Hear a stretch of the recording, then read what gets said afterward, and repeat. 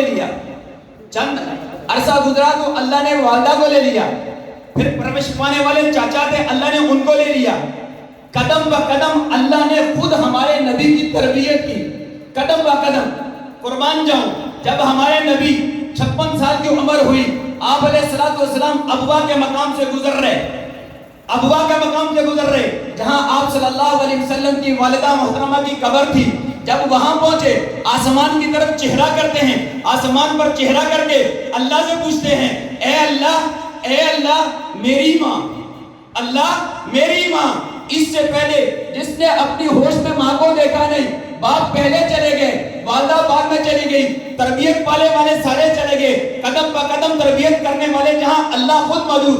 اس کے باوجود ہمارے نبی کس کو بلا رہے ہیں؟ کس کی دل میں محبت ہے؟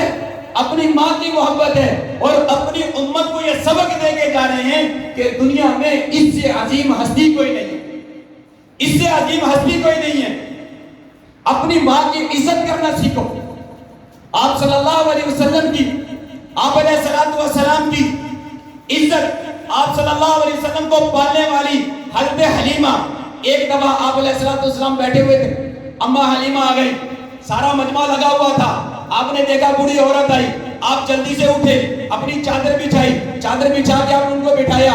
جب وہ چلی گئی تو لوگوں نے کہا کہ یا رسول اللہ، یہ کون تھی جس کے لیے آپ نے اپنی کملی والی چادر بچھا دی؟ تو آپ علیہ السلام نے فرمایا، یہ میری ماں حلیمہ تھی جس نے مجھے دودھ پلایا۔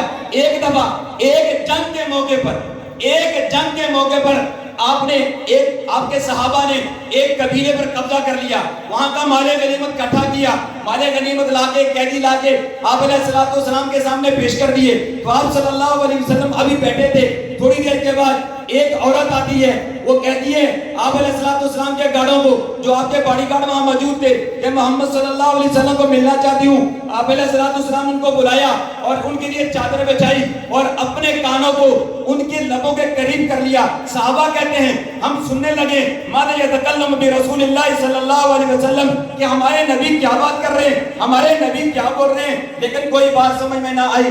آپ تھوڑی دیر بعد اشارہ کرتے ہیں کہ فلاں قبیلے کا جتنا سونا اکٹھا کیا ہے وہ سارا واپس کر دو، فلاں قبیلے کا جتنا چاندی لیا ہے وہ سارا واپس کر دو، فلاں قبیلے کے جتنے قیدی ہیں ان کو سب کو واپس کر دو۔ جب وہ عورت چلی گئی، آپ نے کہا، صحابہ نے پوچھا کہ یا رسول اللہ یہ عورت کون تھی؟ آپ نے فرمایا یہ میری بہن شیمہ تھی، یہ میری بہن شیمہ تھی، کہ جس بہن نے میرے ساتھ کھیلا، جس بہن نے مجھے ساتھ لے کے بکریاں چروائی، جس بہن نے میرے ساتھ بچپن گزارا، آج اس کے قبیلے والوں کو قید کیا۔ اس نے آ کے مجھ سے فرمائش کی کہ اپنے بھائی سے جا کے فرمائش کرو، ہمارے قبیلے والوں کو چھڑوا کے لاؤ۔ آج وہ میری بہن میرے پاس سفارش لے کے آئی تھی، رب کعبہ کی قسم، آج میری بہن مجھ سے زمین و آسمان بھی مانگ لیتا تو میں اپنی بہن کے قدموں میں پیش کر دیتا۔ جب سارے قبیلے والے بھائی اکٹھے ہو گئے، وہ کہنے لگے کہ آپ کا بھائی شیمہ اتنا اچھا ہے، شیمہ آپ کا بھائی محمد اتنا اچھا ہے، تو پھر آج کے بعد ہم بھی محمد رسول اللہ کی غلامی میں رہنا پسند کریں۔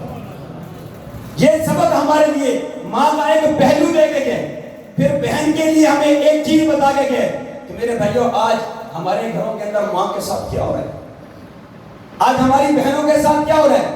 میں اپنی بات کو ختم کرتا ہوں، مولانا صاحب تشریف لے آئے۔ آج ہمارے معاشرے میں میلاد رسول اللہ صلی اللہ علیہ وسلم کا جو مقصد ہے، جس مقصد کے لیے ہم سارے جمع ہوئے، میلاد رسول صلی اللہ علیہ وسلم کا جو مقصد ہے، وہ بات ہم گھر لے کے جائیں۔